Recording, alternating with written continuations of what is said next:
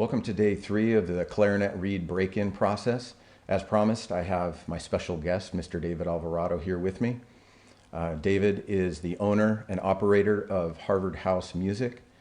He's been in business for over 36 years, and his shop does instrument repairs, and they sell musical accessories. And David is the one who taught me how to make a clarinet reed, and he learned from Howard Klug.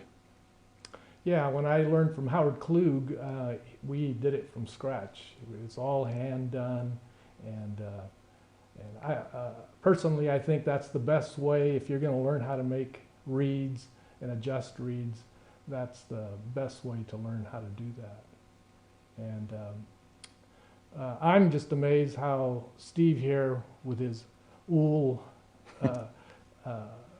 reed making machine, how quick he's able to put out a great quality reed.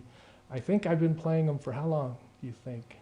Has it been a couple of years? Maybe 2 or 3 years. Yeah, 2 or 3 years, and they work great. I really like them because I'm able to adjust each reed after he does his thing. I get them and I personalize them the way I like them to be, and that's something you can't always do with a commercial reed. So I think this is really great. You're doing this video, and take it away.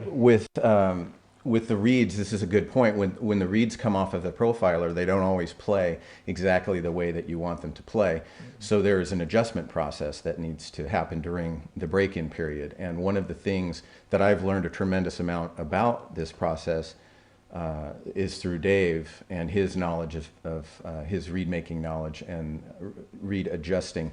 I have a reed here. I'll show a close-up of this. It's sort of a diagram of the different areas of the vamp that can be adjusted for the different ranges of the clarinet, and I'll show a close-up of that.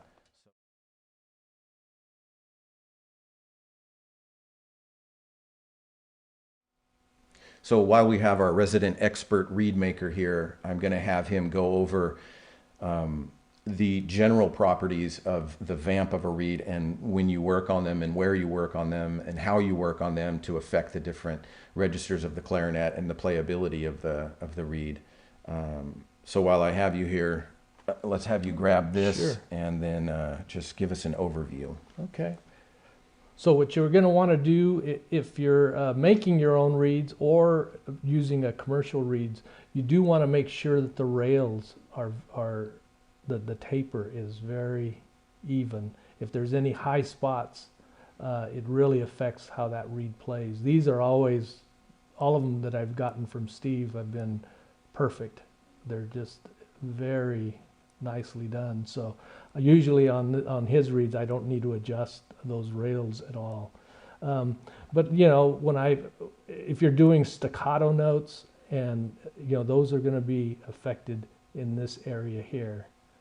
Okay. If you your low notes are going to be here, so I adjust in here. And so if you get low, if your low notes have a lot of burr to them, I usually will take off in this area. As I work the reed down, because you do want that whole reed to vibrate, this middle section here is going to be in your B, your C, your D area. Now this part here, I generally try to stay away from. That's the heart of the reed, and so you don't want to take too much off there. Because the reed will get real mushy and it'll just close on you. So if you see that the way these reeds are cut, that there's going to be, you have your heart here, and it's going to feather all the way in here. It's going to be more wood taken out on the edges here, and so that's what you would want to do. So, but you know, you've got to make sure that the sides are balanced.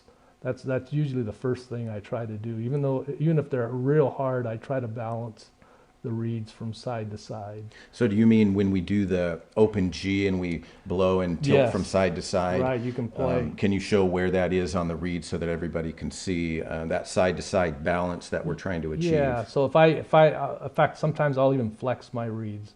See, I'll flex it here on this side, and you can feel if one is harder than others.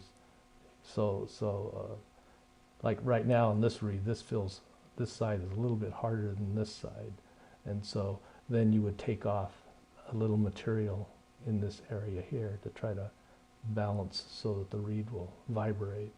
So the idea is just to get that reed to vibrate as much as you can, but getting the sound that you want. So I tend to like a dark sounding reed and sound, but I want it to be real clear, as clear sound as we can. So. And when you move through the adjusting process, are you always using your ear to determine where the material needs to be taken off, if any? Yes, yeah. Okay. Because a lot of times a reed will play, the high register will be just like really big, but then you get to the C, D in the staff, and it's fuzzy. I start to get fuzz, so then you just have to take a little bit of that material, you know. And so just to clarify, the B, C, and the D that you're talking about, that's the long B. Yes. Where we put all the fingers down on Correct. the clarinet, the Yeah. middle line Right. in the staff. Correct. Okay. So you want those to. So if that B sounds stuffy, then we're taking off in these areas. Yeah, here. it can be, you know, in this area here, and then I feather it. I always am feathering it down because you need that whole thing to vibrate. So you want to get it so whenever I take any material off, I will use, you know, like this stick, and then just kind of just blend it, because you don't want any high spots. It needs to be just really, really smooth. So I have what I would consider the more difficult reed from the batch that we started a few days ago. I'm going to play on it so that Dave can get an idea of what it sounds like and how it's responding, and then we're going to do some work.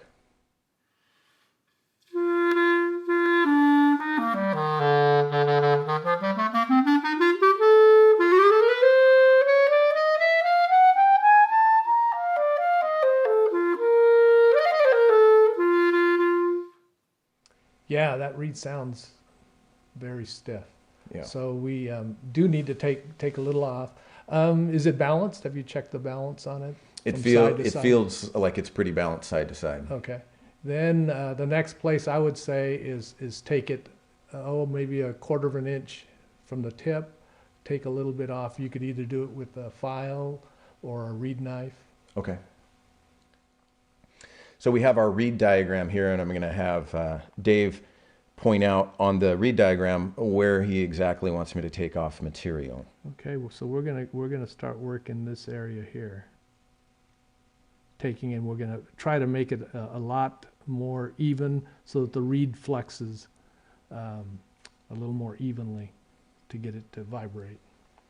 Okay, so I have my reed knife, and I'm going to come in the area. So I want to start about here and go that way, and then the other way? Yeah, you'll take a little off the middle, Okay. and all the way around. So I try to come in here and be as precise as I can with my reed knife. I can see where the material is being taken off. And again, it's always better to move slow.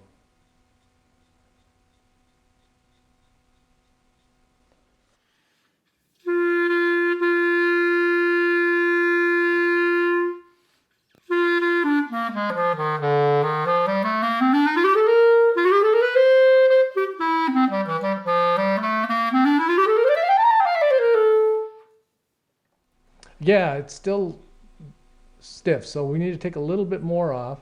In the same area, or? Yeah, a little bit more, not much, but also the low end is very fuzzy. So maybe what we'll do is take off a little bit on the back of the reed to work on the low end, because that also affects, you know, the middle register of the clarinet too. So Okay. okay, we're going to take off some of the material around in this area here on both sides.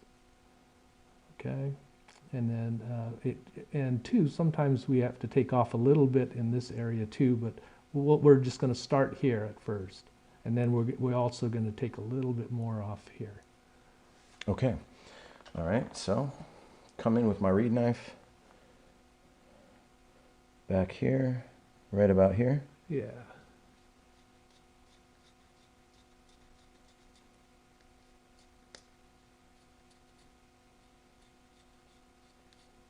And then get maybe a little bit more around the rails here, just a little bit more. Okay.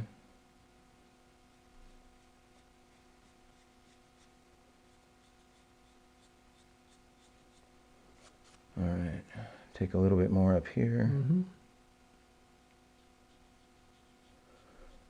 This is a nice, light, sweeping motion. I'm not trying to take too much material or gouge the reed.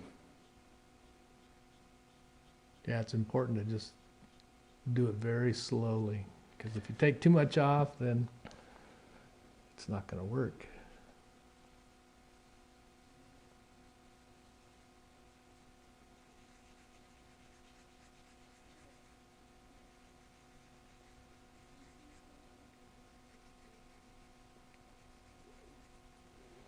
Okay, let's put it on and see how it plays.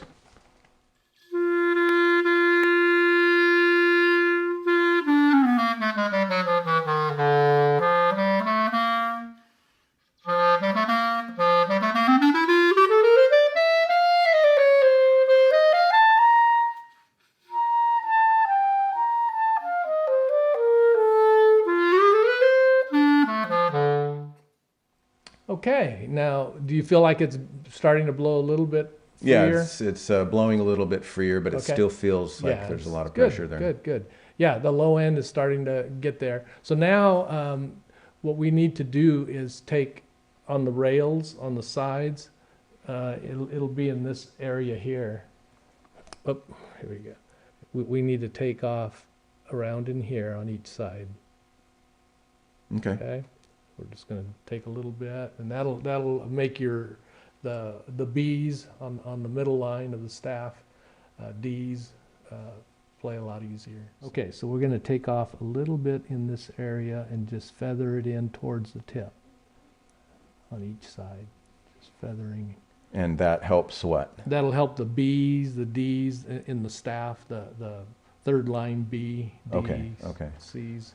So I come in with my reed knife in those areas here, And going towards the rails. towards the rails, Yeah. and feathering up to the tip, right? Yeah, about 1/4 of an inch to the tip.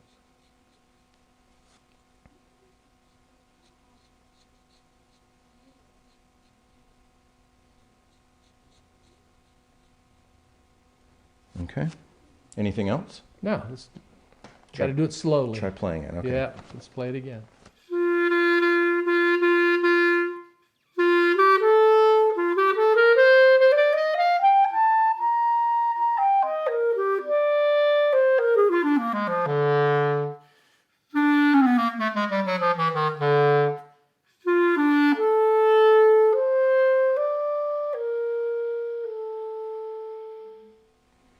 Yeah, it's sounding a lot better. Yep, it's starting to free up. It's still a little bit hard. Is that what you're feeling? There's still a Yeah, little it's bit still of a little bit hard. That's good. You want that resistance still. I would almost start to leave it there, but the next step before I would take your file or your reed or your stick here, the sandings, and then just kind of take any bumps that are on there, because you want it to have a nice profile going down evenly. So we took off material here, and we've taken off here on the back and also here. So what I like to do after I've used my reed knife, I like to use this stick, and what we do is just kind of blend it all around. You're taking very little off. You're just taking, if there's any little high spots or stuff, just trying to blend those in. All right, and then I would leave it, because you the breaking in process, you want to go very slowly. If you do that, this reed will last a long time. I mean, we're talking months. Yeah. You'll be able to play on it. Okay. So I take my sanding stick and what you say is just go in sort of generally light, circular, all around, just blending the whole reed. Yep. So starting up here. So it's mainly on those parts that you did your cutting in, the scraping on. All right. So I just come in very light. Make sure I go both directions here. Down the rail.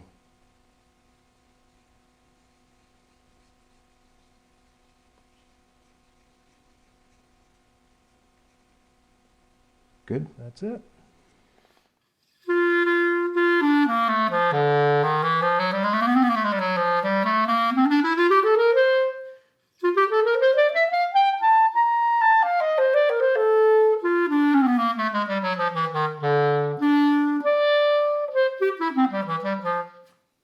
Okay, it's sounding much better. It's starting to free up. It's still just a hair hard, but I think we need to leave it there and let it dry, and in the next adjusting on it, we can get down to the real fine tuning of that reed. So yeah. So day 3, I'll do this for each of the 5 reeds. And then day 4 and 5 look pretty much the same. So we'll do little minute adjustments, never too much. You want to move slow so that when they're finished being broken in, they're ready to play and they last for a very long time. I've had reeds that I've made last up to a year. And I don't play, I have a huge rotation now because I have so many cases full of the reeds that I've made and broken in that I'm not playing on them all the time because the rotation is so wide. But they do last for a very long time. You can go back to them and they still have life in them. And I know you've experienced that. Yeah, no, I for sure, 3-4 months. Yeah. We're playing on them. So that's a huge difference when you break in a commercial reed. Sometimes they'll only last 2 or 3 weeks before they start to die. And can you explain a little bit about when you say a reed dies, what is happening to the properties of the reed when they die? Yeah, when the reed starts to die, you're gonna get the staccato isn't real clean. It kind of, the reed will start closing on you as you start to play forte. It just won't go. You'll push and it just won't do it. It just closes on you. And so these reeds, the cane is very dense, and they just last. Yeah. At the end of day 3, once again, I'll take each of the reeds that I work with. I won't play them for more than maybe 30 minutes, and then I'll massage them on the glass, put a mark on the butt of the reed, and then put it away in the case to dry overnight. And do that with all 5 reeds. And then day 4 and 5 look pretty much the same. So as we close up, I just want to say thank you very much to David Alvarado for taking time out of his busy schedule to come and to help us out with the finer points of breaking in a clarinet reed.